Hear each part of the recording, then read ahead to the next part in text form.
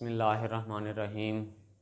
अस्सलामुअलैकुम अज़ीज़ तलबा, मैं शकील अहमद ऑनलाइन लेक्चर के साथ आपसे मुखातिब हूँ। उम्मीद करता हूँ आप सब खैरियत से होंगे, तालीमी सिलसिले से जुड़े होंगे। अज़ीज़ तलबा, हम पढ़ रहे थे साले नहम के सबक मुल्की परिंदे और दूसरे जानवर, शफ़ीकुर रहमान का लिखा हुआ। हमने पहले लेक्चर में शफ़ीकुर रहमान का तारुफ़ देखा, कव्वा इसका एक उन्वान वो पढ़ा और बुलबुल दूसरा उन्वान वो पढ़ा। आज हम तीसरा उन्वान भैंस पढ़ने जा रहे हैं। भैंस मोटी ताज़ी होती हैं भैंसें, और इनकी किस्में नहीं होती, सब एक जैसी होती हैं। भद्दी, बुरी, बदसूरत सी नज़र आने वाली चीज़ मुसन्निफ़ के नज़दीक वजूद सबका एक जैसा होता है, और भैंस का वजूद इंसान के लिए बायस मसरत है। बायस मसरत इसलिए है कि मोटी ताज़ी होती हैं, गोश्त ज़्यादा होता है। इंसान तो गोश्त का भूखा है ना, फिर आपको पता है। भैंस का मसर चौपाया गाय है। अच्छा, भैंस के बच्चे पूछ सकता है, ननिहाल और ददिहाल दोनों पे होते हैं। मुराद उनकी कोई ख़ास शक्ल नहीं होती, जो रवायत से चली आ रही हैं भैंसें उसी तरह की ही होते हैं। उनके बच्चे भी ननिहाल पे भी जाते हैं और ददिहाल पे भी जाते हैं, माँ पे भी और बाप पे भी, नानी पे भी दादा पे भी। भैंस से हमारी पुरानी मोहब्बत है, पुराना रिश्ता है भैंस के साथ।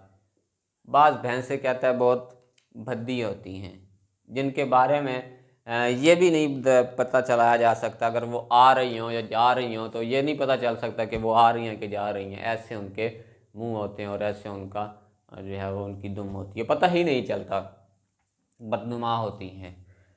मुसन्निफ़ कहता है कि अगर भैंसें वर्जिश किया करती तो शायद पतली छरेरी हो सकती थी, क्यूट हो सकती थी, दुबली पतली हो सकती थी।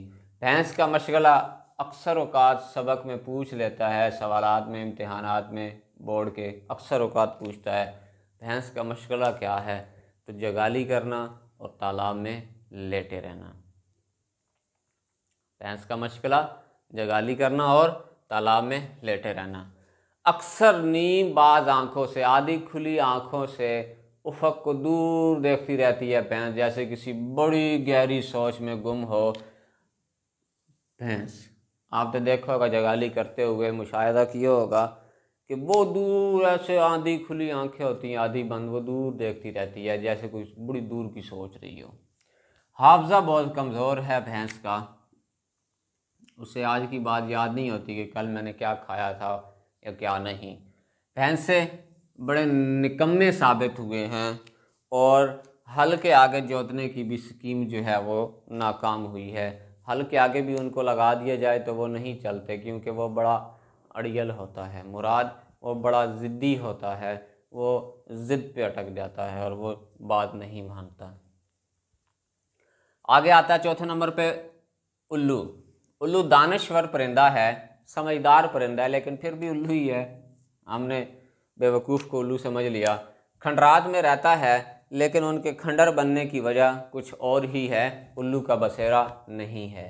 उल्लू का जिक्र पुराने बादशाहों के रोज़नामचों में ज़रूर आता है, बहुत पुराना इसका जिक्र आ रहा है माज़रत कि उल्लू का जिक्र पुराने बादशाहों के रोज़नामचों में, जब बादशाह शाम को रोज़नामचा लिखता था कि आज के दिन क्या क्या हुआ, क्या क्या बात मैंने देखी सुनी, क्या हुई क्या नहीं, तो वो सारी उसकी बात भी उल्लू का भी जिक्र आया करता था। उल्लू की 20 किस्में बताई जाती हैं। ये भी पूछ सकता है MCQs में कि उल्लू की कितनी किस्में बताई गई हैं, तो उल्लू की 20 किस्में बताई गई हैं। फितरत उल्लू को कौन ज़्यादा पसंद कर सकता है, ये भी सवाल है, ये भी आता है। जो फितरत का ज़रूरत से ज़्यादा मद्दाह हो, जो फितरत की ज़्यादा से ज़्यादा तारीफ़ करने वाला हो, वो उल्लू को पसंद करता है, क्योंकि उल्लू बड़ा साफ़ सुथरा शुस्ता परिंदा है, बड़ा बेहतरीन परिंदा है। शक्ल सूरत उसकी बिल्कुल ऐसे, सामने उसकी आंखें, दरमियान में चोंच, बिल्कुल वो पूरी अपनी गर्दन जो है वो घुमा लेता है, लेकिन खूबसूरत परिंदा है, कलर भी अच्छा है उसका। दिन भर आराम और रात को हू करता रहता है उल्लू। दिन भर आराम करता है और रात हू का वजीफ़ा करता है। कुछ लोग का ख्याल है कि उल्लू जो है वो तू ही तू का वजीफ़ा करता है कि या अल्लाह तू ही तू है। तो मुसन्निफ़ कहता है मेरे नज़दीक ये फिर उन खुश पसंद लोगों से कई दर्जे बेहतर है जो ये वजीफ़ा करते रहते हैं कि मैं ही मैं हूँ, जो मैं ही मैं का वजीफ़ा करते रहते हैं, उनसे ये उल्लू कई दर्जे, बहुत दर्जे बेहतर है। गालिबन उल्लू जो है वो हिस्से मज़ाक से महरूम है, कभी अंश तक नहीं है। मादा नन्हे बच्चों की परवरिश करती है और जो ही वो बड़े होते हैं शक्ल उनकी बाप पे जाती है तो उनको घर से निकाल बाहर करती है। ये था उल्लू का तारुफ। आगे बिल्ली देखेंगे। कई किस्में हैं बिल्ली की। बिल्ली जो है वो ये बात करती है, ये चाहती है कि मुझे चाहा जाए, मुझे पसंद किया जाए और मेरे क़याम व ताम का बंदोबस्त किया जाए। ठीक है, ये बिल्ली की फितरत है। और अगर दूध को आप कुफ्ल लगा कर भी बंद कर दें, दूध को ताले में रख दें तो फिर भी बिल्ली पी जाएगी, ये नहीं छोड़ेगी। लड़ाई करती है एक दूसरे से और एक दूसरे को नाखनों से नोच डालती हैं और महीनों जो है वो एक दूसरे से नाराज़ रहती हैं। कुत्ते और बिल्ली की रकाबत बड़ी मशहूर है, एक दूसरे के रकीब हैं क्योंकि बिल्ली में कुव्वत बर्दाश्त नहीं है और वो ये नहीं चाहती कि इंसान का वफ़ादार दोस्त कोई और भी हो, ख़ुद को ही चाहती है कि मैं ही हूँ बस। तो इसलिए कुत्ते से वो रकाबत रखती है, रकीब बन गई है, उसकी दुश्मन बन गई है।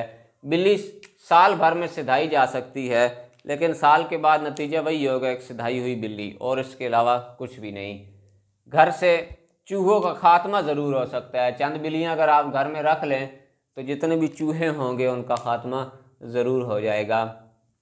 दिन भर मेकअप करती रहती हैं और मुसन्निफ़ ने एक मशवरा दिया है कि जो मोटी बिल्लियाँ हैं अगर वो अपने जिस्म पर लाइनें लगा लें, नाखनों से लंबी धारियाँ बना लें तो वो छरेरी और क्यूट नज़र आएंगी। वो दुबली पतली और बड़ी स्मार्ट नज़र आएंगी, खूबसूरत लगेंगी। दोपहर को सोती हैं और रात का इंतज़ार नहीं कर सकती, ये बिल्ली की फितरत है। तो अज़ीज़ तलबा, ये सबक है इनकी किताब मज़ीद हमाकतें जिनकी किताब है अफसानों की, उसमें से लिया गया। तो आज के अब के लेक्चर में हमने भैंस, उल्लू और बिल्ली को पढ़ा। मज़ीद इंशाल्लाह अगले लेक्चर में अगले सबक के साथ फिर हाज़िर होंगे। तब तक के लिए अपना ख्याल रखें, हंसते मुस्कुराते रहें, खुशियाँ बांटते रहें। अल्लाह हाफ़िज़।